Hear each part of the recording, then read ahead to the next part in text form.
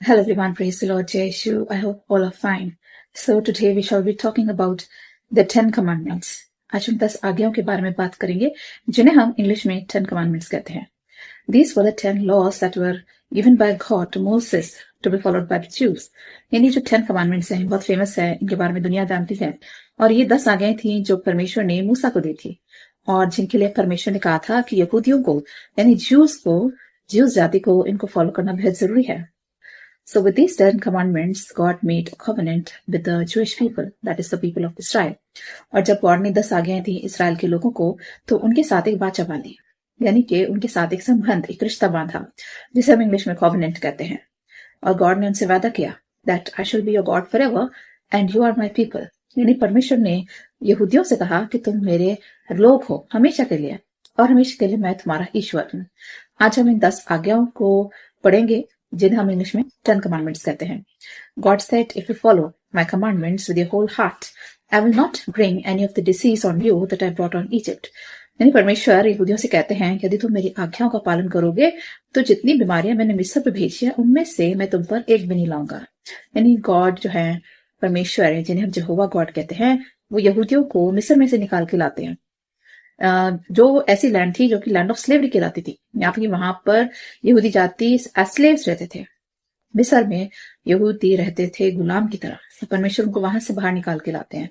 तो तब जब वो लोग बाहर जा रहे होते हैं तो मिस्रियों पर परमेश्वर बहुत सारी बीमारियां भेजते हैं, आफतें भेजते हैं. तो गॉड यहूदियों से वादा करते हैं कि यदि तुम मेरी आज्ञाओं का पालन करोगे जो जितनी बीमारियां मैंने इजिप्ट पर भेजी यानी मिस्र पर भेजी उनमें से एक भी मैं तुम पर आने नहीं दूंगा, क्योंकि मैं तुम्हारा चंगा करने वाला प्रभु हूं. आई am the Lord your healer.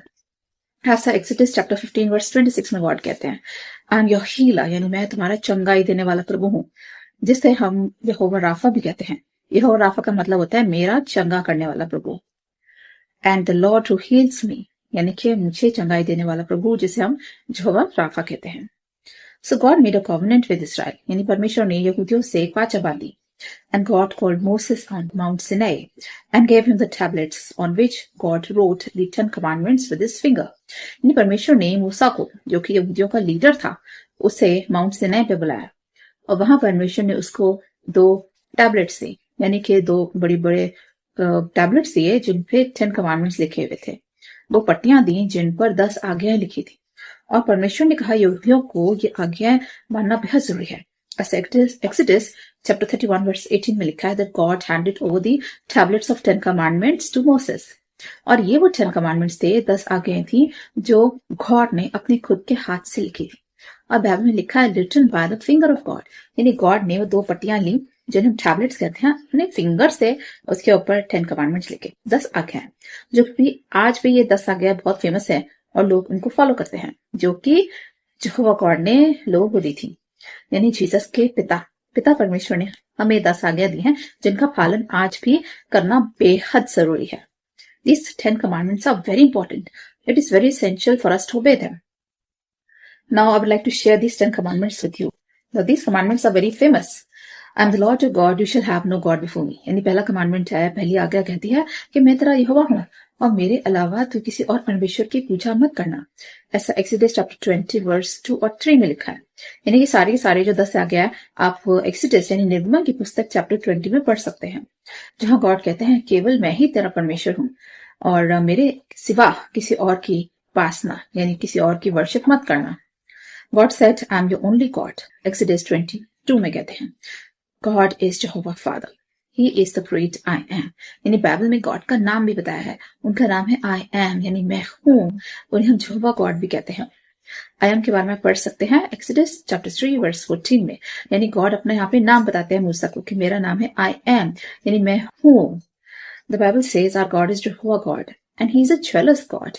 यानी हमारा जो गॉड है वो jealous गॉड है, वो जलन करने वाला प्रभु है. Exodus chapter 20 verse 4 और 5 में लिखा है. When we serve other gods, our God feels jealous.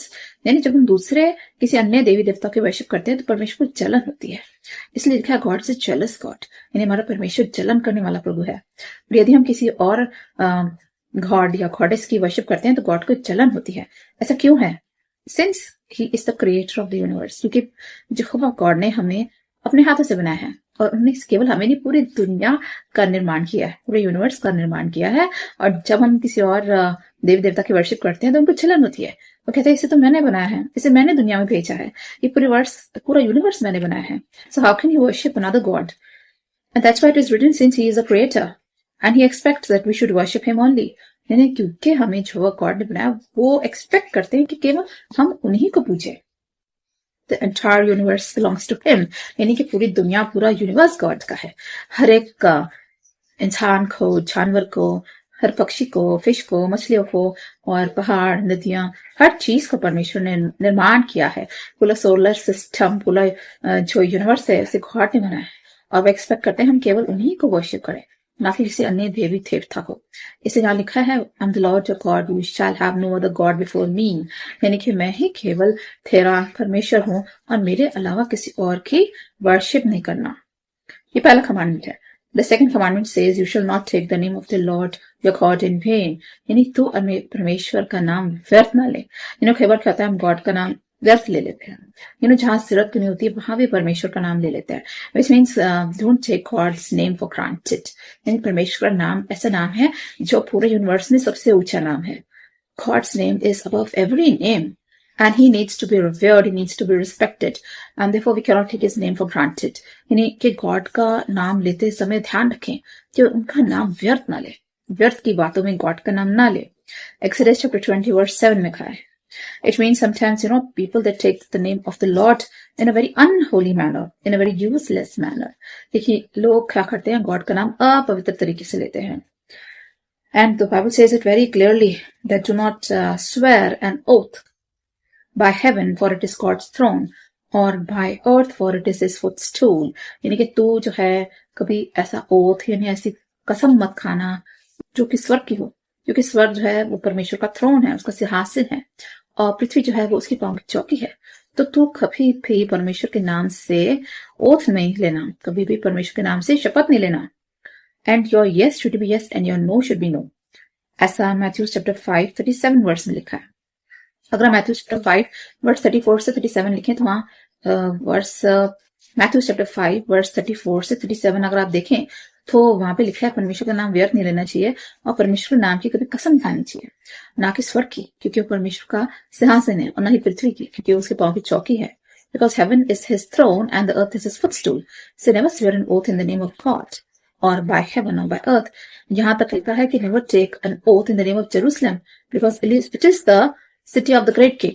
और कभी भी यरूशलेम के नाम की शपथ नहीं खाना क्योंकि वो भी परमेश्वर की शहर कहलाता है। And your yes should be yes and your no should be no. कि तुम्हारा हाँ और ना बड़ा क्लियर होना चाहिए कि जो भी आप बात करें वो हाँ या ना में करें। हाँ करना तो हाँ करें, ना करना तो ना करें, लेकिन कभी भी परमेश्वर के नाम की शपथ ना खाएं और परमेश्वर का नाम कभी व्यर्थ ना ले। क्योंकि लोगों की आदत होती है बाय गॉड बोलने की कि मैं परमेश्वर की शपथ खाता हूँ, परमेश्वर की कसम खाता हूँ, बाय गॉड मैंने ऐसा नहीं किया, बाय गॉड ऐसा करके you should never take the name of God in vain. कभी भी परमेश्वर का नाम व्यर्थ ना ले। परमेश्वर बहुत ही पावरफुल चीज है, he is a very powerful divine figure and never take his name for granted, यानी कि व्यर्थ में उसका नाम कभी ना ले। Second commandment. Third commandment says remember the Sabbath day and keep it holy, यानी कि परमेश्वर का दिन जिसे हम सब्त कहते हैं उसको पवित्र दिन मान के परमेश्वर की पूजा करो, उसको उपासना करो और कोई और काम ना करें। एक्सोडस चैप्टर 20 वर्स 8 में लिखा है and Jesus is the Lord of the Sabbath, यानी जीसस को बाइबल में सब्त से भी ऊपर कहा गया है। यानी परमेश्वर ने सब्त का दिन विश्राम का दिन माना है, लेकिन जीसस को उससे भी ऊपर दर्शा दिया है और इसलिए कहा गया Jesus is the Lord of the Sabbath, यानी जीसस जो है वो सब्त का भी प्रभु है। मैथ्यूज 12:8 में लिखा है Sabbath is a rest day, यानी साबत जो है विश्राम करने का दिन है। On this day God rested after creating the earth in 6 days, यानी परमेश्वर ने 6 दिन में आकाश पृथ्वी का निर्माण किया और 7वें दिन उन्होंने विश्राम किया जिसको उन्होंने नाम दिया सबत का। It is a day to remember God and rest from work, और परमेश्वर ने आदम हवा से कहा कि ये दिन जो है ये मैं पवित्र ठहराता हूँ, इसे आप साबत कहेंगे और इस दिन अपने कामों से रेस्ट करना है, केवल परमेश्वर को याद करना है। यानी ये दिन जो है परमेश्वर की वर्शिप में बिताना है और जितने भी आप 6 दिन काम करते हैं उनसे रेस्ट करना है। बीच में 6 दिन तो आप काम करते हैं, अपना पूरा दिन काम में बिजी रहते हैं, 6 days in a week, but 7वें दिन जो है अपने सारे काम छोड़ के केवल परमेश्वर की ही वर्शिप करनी है। And that's why God called the day as Sabbath. Exodus chapter 20 verse 9 से 11 में लिखा है ये थर्ड कमांडमेंट था जो गॉड ने दिया. Even Jesus Christ, he died on the day of Good Friday, but on the next day he was in grave, and that day was Sabbath. यीशु मसीह की जिस दिन मृत्यु हुई थी वो फ्राइडे था, और उसका नेक्स्ट डे जो था वो पूरा दिन ग्रेव में थे. And that was the day of Sabbath, which means he too rested in grave during the Sabbath day. यानी सबत का दिन यीशु मसीह ने भी ग्रेव में थे और वो मृतक स्थिति में थे. He was dead in grave and he was in his resting place. Sabbath also means eternal rest. यानी अगर आप न्यू टेस्ट में देखिए तो वहां साबत की जो है उसकी परिभाषा पलट जाती है. वहां पे गॉड कहते हैं साबत का मतलब होता है इटर्नल रेस्ट, यानी इटर्नल लाइफ. यानी हमारे लिए एक और साबत वेट कर रहा है. हमारे लिए इटर्नल लाइफ वेट कर रही है, क्योंकि परमेश्वर ने साबत का दिन बनाया था रेस्ट करने के लिए. और हम भी एक ही बार में हमेशा के लिए स्वर्ग में एंटर होंगे और वहां हमेशा के लिए हम रेस्ट करेंगे. वहां पे हमें कोई मेहनत नहीं करनी होगी, मजदूरी नहीं करनी होगी, कोई जॉब नहीं करनी होगी, दिन रात पसीना नहीं बहाना होगा. हम वहां पे पाप से भी दूर हो जाएंगे. वहां कोई बीमारी नहीं होगी, कोई संकट नहीं होगा, कोई मुसीबत नहीं होगी, रोना धोना नहीं होगा, कोई मौत नहीं होगी, कोई भी मुसीबत तकलीफ बीमारी हमारे पास नहीं आएगी. तो वो एक तरह का रेस्ट होगा. हमारे सारे दुखों से हमें रेस्ट मिल जाएगा. इसलिए गॉड उस लाइफ को भी सैबत कह के पुकारते हैं न्यू टेस्टमेंट में, that a new Sabbath is waiting for us, which is the eternal life in heaven. And Sabbath also means eternal life, eternal rest. That is eternal life. God said you will have eternal life with Christ in heaven. ऐसे ही Hebrews chapter 4 verse 9 में लिखा है कि another Sabbath is waiting for each one of us. हमारे लिए एक और साबत वेट कर रहा है, जो कि है स्वर्गीय जीवन, जो कि हम जीसस के साथ जिएंगे हेवन में हमेशा, which is the eternal life which we will have in heaven with Christ. We are going to have rest in heaven forever. यानी हमेशा के लिए हम स्वर्ग में रेस्ट करने वाले हैं. जो कि चौथा कमांडमेंट है वो कहलाता है ऑनर दाय फादर एंड दाय मदर. अगर आप फोर्थ 10 कमांडमेंट देखें तो उसमें लिखा है कि तू अपने माता पिता की इज्जत कर. Exodus chapter 20 verse 12 में लिखा है we need to respect our parents because it is they who brought us in this world. यानी हमें दुनिया में लाने वाले कौन होते हैं? हमारे पेरेंट्स होते हैं. हमारा फर्ज बनता है उनकी इज्जत करना, उनकी रिस्पेक्ट करना. Our parents need to be honored so that you may have long life. Bible बताती है अपने पेरेंट्स की रिस्पेक्ट करो ताकि तुम्हें लंबी आयु मिले, ताकि गॉड तुम्हें लंबा जीवन दे, तुम्हारी उम्र दराज करे. Ephesians chapter 6 verse 1 से 3 में लिखा है honor thy father and thy mother so that you may have long life and blessings. यानी कि अगर आप long life चाहते हैं, blessings चाहते हैं, you need to respect your mother and your father. ऐसा Ephesians chapter 6 verse 1 से 3 भी यही कहती है. So obedience towards parents is the fourth commandment. And this is an unconditional commandment. यानी ये इस commandment के पीछे कंडीशन नहीं है कि यदि तेरा पिता ये करता है, वो काम करता है, बहुत बड़ा VIP है, सेलिब्रिटी है, तभी उसकी रिस्पेक्ट करनी है. ऐसा नहीं है. इस कमांडमेंट के साथ कोई भी कंडीशन नहीं है. Whether your father is a rich man or a poor man, whether he is a criminal or he's in prison or he's in jail or he's just an ordinary person, maybe he's living in a palace or maybe he is living in a small house or a small hut or a cottage, you need to respect him. यानी कि चाहे हमारे parents अमीर हो गरीब हो, किसी भी हालत में हम उनकी रिस्पेक्ट करनी है. This is a commandment which carries no condition, but it carries a promise that if we do so, we will get long life and lot of blessings. बीच में जब हम ऐसा करते हैं, पेरेंट्स को रिस्पेक्ट देते हैं, तो हमें लंबा जीवन मिलता है और बहुत सारी आशीष मिलती है. If you remember the story of Abraham, he too had a son called Isaac who was very obedient. Isaac obeyed Abraham and he was ready to die on the altar. यानी इब्राहिम की स्टोरी अगर आपको याद है तो God उससे कहते हैं कि तू अपना बेटा मेरे लिए कुर्बान कर दे, जिसका नाम इसहाक होता है. तो आइजक को लेके जाता है और एक ऑल्टर बनाता है जहां उस पर उसको लिटा देता है. और आइजक जो होता है वो भी बहुत ओबीडियंट होता है. वो अपने पिता का कहना मान के उस पर लेट जाता है और उसको मालूम होता है उसके पिता उसको मारने वाले हैं. Genesis chapter 22 verse 9 से 11 में लिखा है So Isaac also obeyed his father and he was ready to die. यानी इसहाक जो है वो भी अपने पिता का कहना मानता है और मरने के लिए तैयार हो जाता है. Similarly, Jesus too obeyed his father and accepted death on cross. उसी तरह से यीशु मसीह ने भी अपने पिता का कहना माना और मृत्यु को स्वीकार करा क्रूस पर, even death on cross. Jesus accepted death on cross and obeyed his father. Philippians chapter 2 verse 8 में लिखा है So we need to be obedient like Christ and fulfill the will of our parents. यानी कि जैसे Christ ने अपने पिता को obey करा, वैसे हमें भी अपने पेरेंट्स को obey करना है और उनकी इच्छा को पूरा करना है.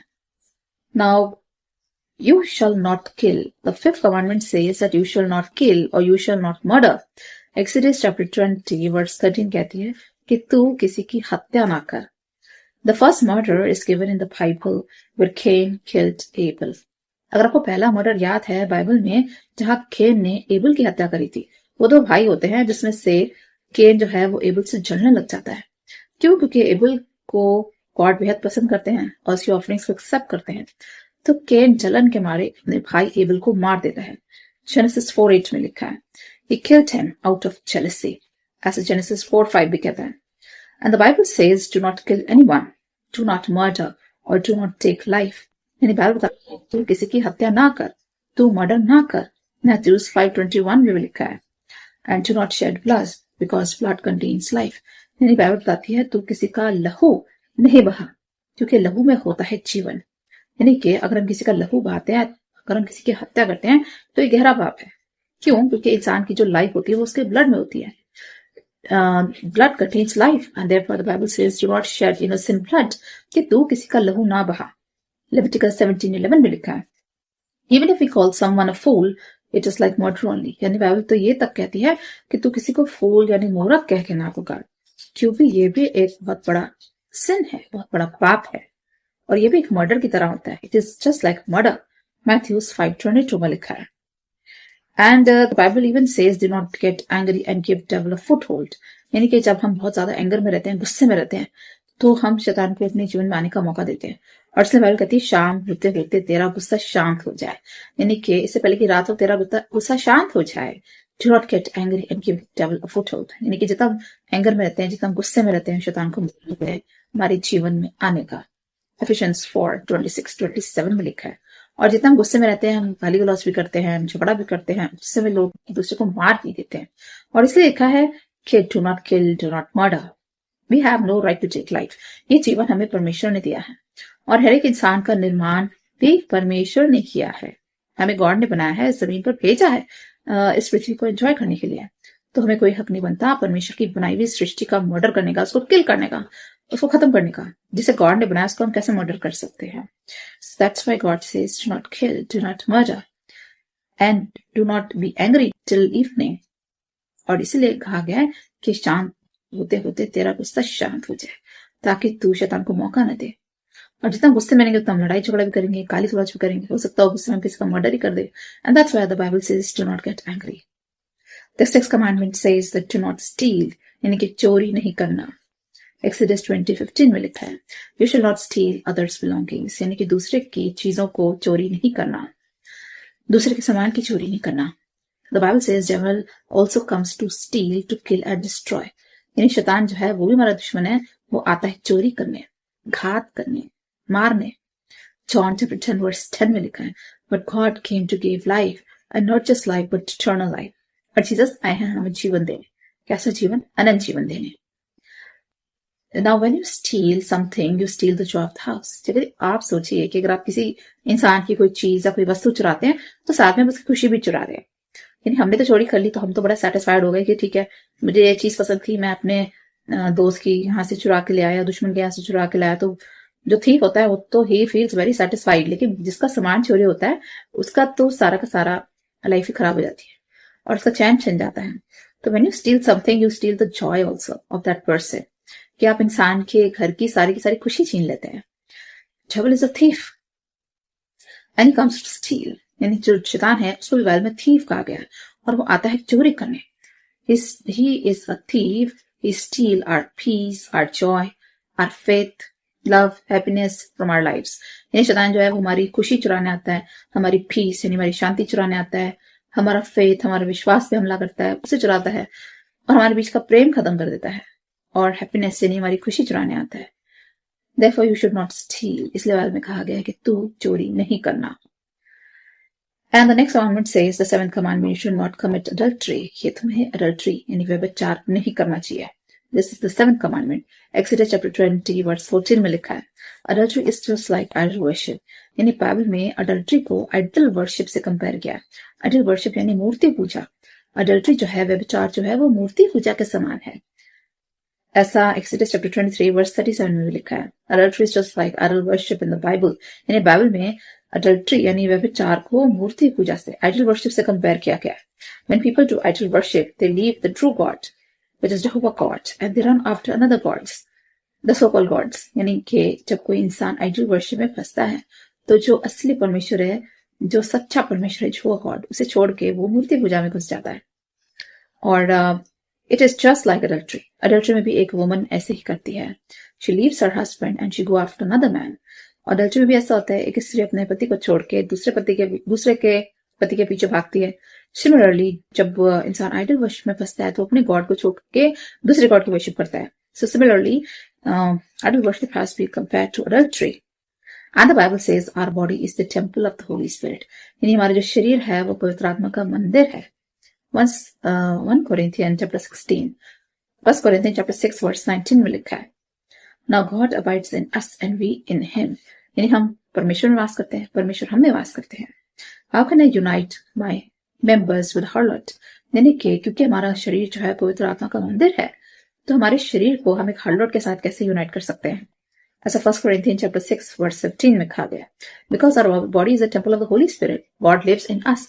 परमेश्वर हमें वास करते हैं, तो हम कितने पवित्र हैं, हम परमेश्वर का मंदिर हैं।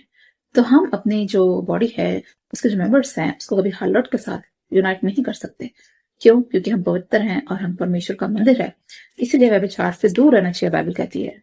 Because he who is United with the Lord is one in spirit, क्योंकि जो परमेश्वर के साथ एक संबंध बना लेता है वो आत्मा में परमेश्वर के साथ एक हो जाता है। 1 Corinthians chapter 6 verse 17 में लिखा है, Therefore do not go after harlots and other gods. इसलिए किसी भी हार्लॉट के पीछे ना जाएं और कभी दूसरे गॉड्स के पीछे ना जाएं। The next commandment says you shall not bear false witness, यानी कि तू झूठी गवाही मत देना। बाइबल बताती है हमें साफ कि हमें झूठी गवाही नहीं देनी चाहिए, कभी भी झूठा स्टेटमेंट नहीं देना चाहिए, कभी झूठ नहीं बोलना चाहिए। Exodus chapter 20 verse 16 में कहा गया है, Never tell lies, कभी झूठ नहीं बोलना चाहिए।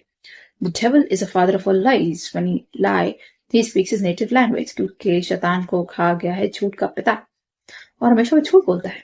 क्यों? क्योंकि वो उसकी नेटिव लैंग्वेज है, क्योंकि वो उसकी अपनी भाषा है और सच्चाई उसमें है ही नहीं, और इसलिए उसको कहा गया झूठ का पिता। He is a liar. Devil को यहाँ पे लायर कहा गया। जॉन चैप्टर 8 वर्स 44 में लिखा है, He is a liar from the beginning. Bible बताती है शुरू से शैतान जो है वो लायर है, वो झूठा है। जॉन चैप्टर 8 वर्स 44 कहती है, He spoke lie to Eve that when you eat the fruit you will not die. Remember, उसने ईव से भी झूठ बोला था कि यदि आप इस फ्रूट को खाएंगे तो आप नहीं मरेंगे। ये वर्ल्ड का सबसे बड़ा झूठ था, सबसे पहला झूठ था। और जैसे आदम हवा ने फल खाया, मृत्यु इस दुनिया में आई और उनको भी मृत्यु सहनी पड़ी। जेनेसिस 3:4 में लिखा है, It was lie. Devil can destroy lives with a lie. यानी शैतान जो है हमारे जीवन बर्बाद करता है झूठ के कारण। We need to be alert because your enemy, the devil, is like a roaring lion looking for someone to devour. यानी कि हमें हमेशा अलर्ट रहना चाहिए, क्योंकि शैतान जो है हमारा दुश्मन जो है वो शेर की तरह रहता है कि किसको फाड़ खाए। 1 Peter 5:8 में लिखा है, Therefore never tell lies because the one who tell lies belongs to devil. यानी कि हमें कभी झूठ नहीं बोलना चाहिए, क्योंकि जो इंसान झूठा होता है, जो झूठ बोलता है, बाइबल बताती है वो शैतान को बिलोंग करता है। जॉन चैप्टर 8 वर्स 44 में लिखा है। The next commandment, which is the 9th commandment, it says you shall not covet your neighbor's wife, कि तू दूसरी स्त्री की कामना ना कर। ऐसा एक्सोडस चैप्टर 20 वर्स 17 में लिखा है, यानी कि और की पत्नी की कामना ना कर। Do not have a bad I on a neighbours wife, यानी कि जो तुम्हारा नेबर है, जो पड़ोसी है, उसकी वाइफ पे कभी बुरी नजर ना डाल। Because eye is the lamp of the body. New Testament says कि आंख जो है वो दीपक है। Eye is the lamp of the body, यानी हमारे शरीर का जो दीपक है वो हमारी आंख है। मैथ्यू 6:22 में लिखा है, for eyes are healthy are full body is clean, यानी कि हमारी आंख अगर शुद्ध है तो पूरी बॉडी शुद्ध है। Matthew 6:22 कहता है, and if our eyes are full of unhealthy things, if our eyes are full of lust, then the whole body is in darkness. और यदि अगर हमारी आंख शुद्ध नहीं है, अगर वो लस्टफुल है, वो दूसरों को बड़ी बुरी निगाह से अगर हम देखते हैं, अगर हमारी आंख शुद्ध नहीं है तो हमारा पूरा शरीर भी शुद्ध नहीं है। Matthew 6:23 कहता है, remember how David he was caught in adultery. अगर आप दाऊद को याद करें, he had Bathsheba with lustful eyes. यानी दाऊद जो है अपने घर से अपनी छत पर होता है, वहां से वो बच्चेबा को देखता है और बुरी नजर डालता है उस पर, और उसके बाद फिर वो विचार करता है। He committed adultery with Bathsheba. 2 Samuel chapter 11 verse 2 से 5 में लिखा है, It was a great sin and he disrespected God by committing this sin. यानी ये परमेश्वर की निगाह में एक बहुत बड़ा पाप माना गया। जबकि दाऊद बहुत अच्छा इंसान था, धार्मिक व्यक्ति था और परमेश्वर का बड़ा प्यारा भक्त था, लेकिन जब उसने बच्चेबा के साथ विचार किया तो परमेश्वर उससे नाराज हो जाते हैं। And God punished David. His first son died और जो डेविड और बत्शेबा का जो पहला बेटा होता है वो मर जाता है, परमेश्वर उसको मार देते हैं उनको सजा देने के लिए, डेविड और बत्शेबा को, because that son was born out of adultery. Second Samuel chapter 12 verse 19 में लिखा है, and God took away the kingdom from Solomon also. और जो डेविड और बत्शेबा का जो दूसरा बेटा बॉर्न होता है जिसका नाम सोलोमन होता है, तो गॉड को लगता है कि सेकंड जो सन है वो अच्छा होगा, लेकिन वो भी पाप में घिर जाता है और वो आइडल वर्शिप में पड़ जाता है अपनी वाइफ की वजह से। So God took the entire kingdom of Israel away from Solomon. यानी सोलोमन के जो बेटे होते हैं, गॉड उनसे इसराइल का किंगडम छीन लेते हैं और उसी के ही नौकर को दे देते हैं जिसका नाम जेरोबोम होता है। And he was the second son of Bathsheba. यानी बत्शेबा के जितने भी बच्चे पैदा होते हैं वो सारे के सारे गॉड खुश नहीं कर पाते। फर्स्ट वाले की डेथ हो जाती है, सेकंड वाला जो सोलोमन होता है वो भी परमेश्वर को निराश कर देता है, because both the sons were born out of adultery and therefore God was not happy with them. First Kings chapter 11 verse 11 में लिखा है। इसलिए बाइबल बताती है do not commit adultery, कि तू दूसरी स्त्री की कामना ना कर। The last commandment says you shall not commit your neighbor's goods, कि जो तुम्हारा नेबर है, पड़ोसी है, उसके जो गुड्स हैं, उसका जो सामान है, उस पर कभी बुरी नजर ना डाल। वो सामान कुछ भी हो सकता है, उसके जानवर भी हो सकते हैं, उसकी बोट हो सकती है, उसका शीप हो सकता है, उसका घर का सामान हो सकता है, कुछ भी हो सकता है। नेवर कॉवेट योर नेबर्स गुड्स, यानी कि जो आपका नेबर है, जो पड़ोसी है, उसके जो सामान है, उसकी जो प्रॉपर्टी है, उसकी कभी कामना नहीं करना। एक्सोडस चैप्टर 20 वर्स 17 कहती है। Even Paul said, I have learned to be content in all situations. यानी पॉल कहता है मैंने हर हालत में खुश रहना सीख लिया, कि चाहे मैं कमी में रहूं, घटी में रहूं, चाहे मेरे पास बहुत बढ़ोतरी हो, चाहे मेरे पास ज्यादा है या कम है, पॉल कहता है मैं हमेशा संतुष्ट रहता हूँ। चाहे मेरे पास ब्लेसिंग्स हैं चाहे नहीं है, चाहे बहुत ज्यादा है या बहुत कम है, whether I'm in plenty, whether I'm in want, I have learned to be content in every situation. यानी पॉलुस कहता है मैंने हर समय में खुश रहना सीख लिया है। फिलिपिन्स 4:12 में लिखा है, और इसीलिए लिखा है कि तुम अपने आप को दूसरों से मत कंपेयर करो, कि दूसरे के पास अगर ये चीज है तो मेरे पास भी होनी चाहिए। अगर मेरे पड़ोसी के पास बहुत लंबी कार है तो मेरे पास भी होनी चाहिए। अगर मेरे पड़ोसी के पास बहुत बड़ा बंगला है तो मेरे पास भी होना चाहिए। मेरे पास क्यों नहीं है? अगर मेरे पड़ोसी के पास एलईडी है तो मेरे पास भी होना चाहिए। मेरे पास क्यों नहीं ये चीजें? So never try to compare ourself with others and never try to covet your neighbours goods. अपने पड़ोसी के जो प्रॉपर्टी है उस पर कभी भी नजर ना डालें।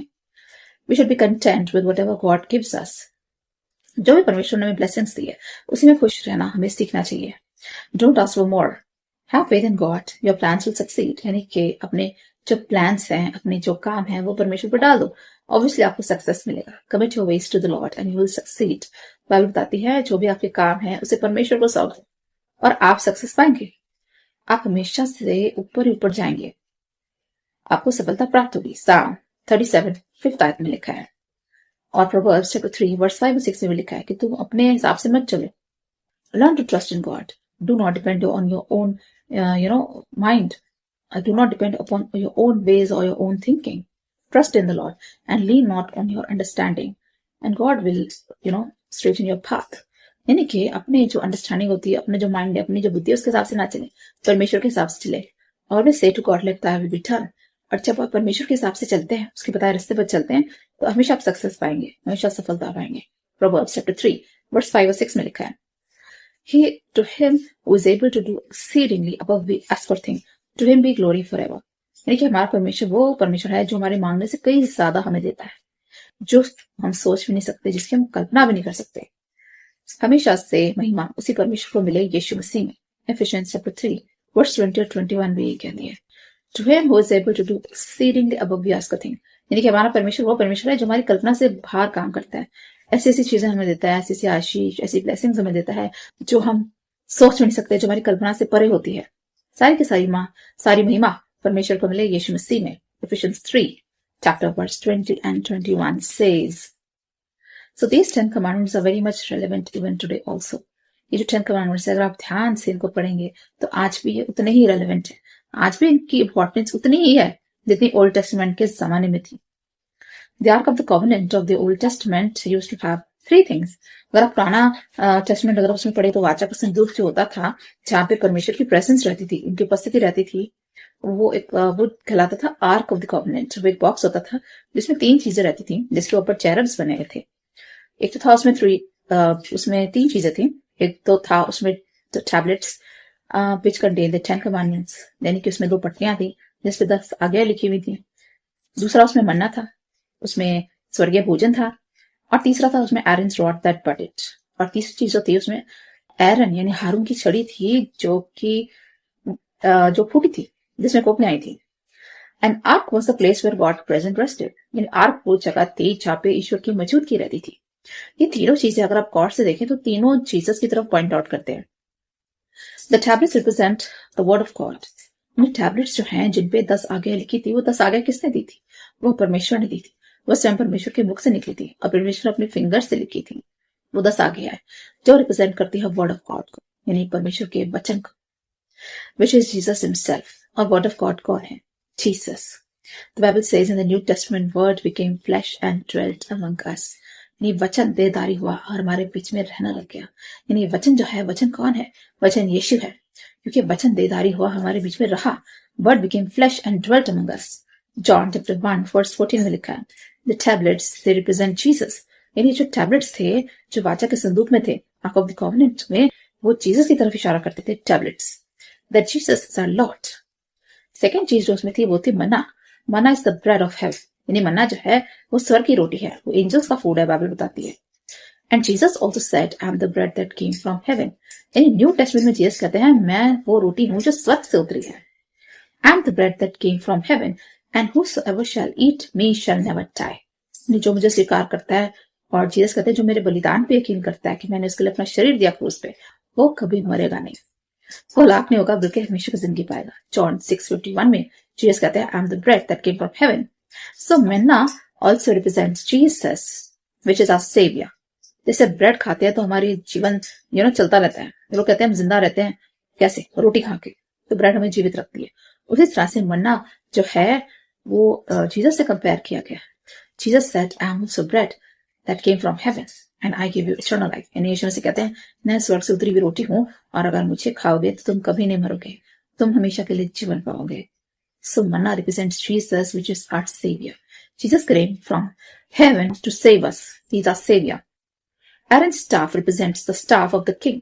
यानी हारून की जो स्टाफ थी वो रिप्रेजेंट करती है किंग की स्टाफ को।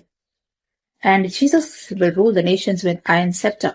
जीसस के लिए बोला जाता है कि वो भी किंग है, और वो आयरन के सेप्टर से पूरे वर्ल्ड पे राज करेंगे। यानी जीसस के पास भी राजदंड होगा, और उनका राजदंड जो होगा वो आयरन का होगा, वो लोहे का होगा, और जिससे वो दुनिया पे रूल करेंगे। रेवलेशंस 12:5 में लिखा है। And staff represents the king Jesus. यानी स्टाफ जो होता है वो हमेशा किंग के हाथ में होता है, और वो पहचान होती है king. And Jesus is also called the king of kings and the lords of lords. So the staff represents king Jesus. Staff भी किसकी तरफ इशारा करता है? हारून का स्टाफ, हारून की छड़ी जीसस की तरफ, क्योंकि जीसस के लिए भी कहा है कि वो लास्ट में आएंगे, छड़ी लेकर आएंगे जो कि आयरन की होगी। और आयरन की छड़ी जब कोई किंग लेता है तो वो लेता है इंसाफ करने के लिए, जस्टिस करने के लिए अच्छे और बुरे लोगों में। So the staff represents Lord Jesus which is our king. तो जो तीन चीजें थी आर्क ऑफ द कॉवेनेंट में, यानी the tablets which represents the word that is Jesus the Lord, manna represents Jesus, the bread, that is the Savior, and Aaron's staff represents Jesus, the King. Jesus is our Lord, He's our Savior, He's our King. यानी पूरा का पूरा जो arc of the covenant है वो represent करता है Christ Jesus को। So the tablets, the 10 commandments are taught to children even in church today. अभी आप देखेंगे तो चर्च में जो बच्चों को, छोटे बच्चे होते हैं, सबसे पहले उनको 10 कमांडमेंट्स सिखाए जाते हैं कि 10 आज्ञाओं का पालन करना है। अगर तुम स्वर्ग में जाना चाहते हो, अगर आप चाहते हैं कि ईश्वर को हम प्रसन्न करें, तो इन 10 आज्ञाओं का पालन करना बेहद जरूरी है। They're all stored in church, in Sunday school और कैटेकिज्म। चर्च में जब संडे के दिन जब संडे स्कूल लगता है या कैटेकिज्म होता है, तो वहां की भी ये 10 आज्ञाएं बच्चों को छोटी उम्र में, यानी बचपन से ही सिखा दी जाती हैं। जब बच्चे बहुत छोटे होते हैं, वो 2nd-3rd क्लास में भी होते हैं, इतने छोटे होते हैं, 6-7 साल के, लेकिन सबसे पहले उनको सिखाए जाते हैं 10 कमांडमेंट्स। इनके बेहद इन नियमों का पालन करना जरूरी है। If we will not follow these commandments, will become like an animal. अगर हम ये जो 10 कमांडमेंट्स का पालन अगर हम नहीं करेंगे, तो हम एक एनिमल की तरह बन जाएंगे। तो हमें नियमों का, जो बाइबल में हुक्म दिए हैं, जो परमेश्वर ने नियम दिए हैं, जो लॉज दिए हैं, जो कानून दिए हैं, उनका पालन करना बेहद जरूरी है। अगर हम नहीं पालन करेंगे तो हमें और जानवरों में कोई फर्क नहीं रहेगा। We will just behave like an animal. जानवरों की तरह जंगली हो जाएंगे, जंगलियों की तरह बिहेव करेंगे। They hold the same importance even today. यानी जो 10 कमांडमेंट्स है, उनकी आज भी वही इंपॉर्टेंस है जो पहले के जमाने में थी, जो ओल्ड टेस्टमेंट के जमाने में थी। We need to obey the law. हमें लॉ को ओबे करना बेहद जरूरी है, कानून का पालन करना। जो परमेश्वर के दिए हुए कानून है उनका पालन करना बेहद जरूरी है। Jesus said, if you love me you will follow my commandments, यानी यीशु मसीह कहते हैं अगर तुम मुझसे प्रेम करते हो तो मेरी आज्ञाओं का भी पालन करोगे। जॉन चैप्टर 14 वर्स 15 में जीसस कहते हैं, if you love me you will follow my commands and teach the people to follow these commands and I am with you always until the end of age. और Jesus कहते हैं कि तुम दूसरे लोगों को जाओ, उनके पास जाओ, उनको अपना डिसाइपल बनाओ, दूसरों के पास जाओ, उनको मेरा चेला बनाओ और उनको इन आज्ञाओं का पालन करना सिखाओ और मैं जगत के अंत तक तुम्हारे साथ हूँ। ऐसे मैथ्यूज 28:20 में जीसस कहते हैं। And Jesus says that these commandments are very simple. Jesus कहते हैं मेरी आज्ञाओं का पालन करना बेहद सिंपल है, वो बहुत आसान है। मेरे लॉज इतने मुश्किल हों कि कोई उनको फॉलो ना कर पाए। Jesus says my laws are very simple, very easy to follow, very easy to obey. Jesus कहते हैं मेरे कमांडमेंट्स, जो मेरे कानून हैं, जो मेरी आज्ञाएं हैं, बहुत सिंपल है और उनको पालन करना कोई मुश्किल नहीं है। ऐसे 1 जॉन चैप्टर 5:3 में जीसस कहते हैं हिज योक इज इजी। वो कहते हैं मेरा बीड़ा जो है बहुत हल्का है, मेरा योक बहुत हल्का है, उसे उठाना बेहद आसान है। Law is important but we can not follow the entire law because sometimes we do make mistakes. We are simple humans, हम लोग इंसान हैं, इसलिए हम पूरा का पूरा लॉ कभी ओबे नहीं कर पाते। कभी ना कभी तो हम छोटा मोटा कानून तोड़ ही देते हैं। 10 आज्ञाओं का पालन करना बेहद मुश्किल भी है और आसान भी है। चीज कहते हैं यानी कि इतना भी मुश्किल नहीं है, इजी तो है, लेकिन कई बार क्योंकि हम इंसान हैं, उनको हम कोई ना कोई कानून हमसे टूट ही जाता है। कभी ना कभी हम पाप में पड़ ही जाते हैं, गलतियां कर ही देते हैं, पाप कर ही देते हैं। क्यों? क्योंकि हम इंसान हैं। हम परमेश्वर की तरह परफेक्ट नहीं है। We are not perfect like divine, we are humans.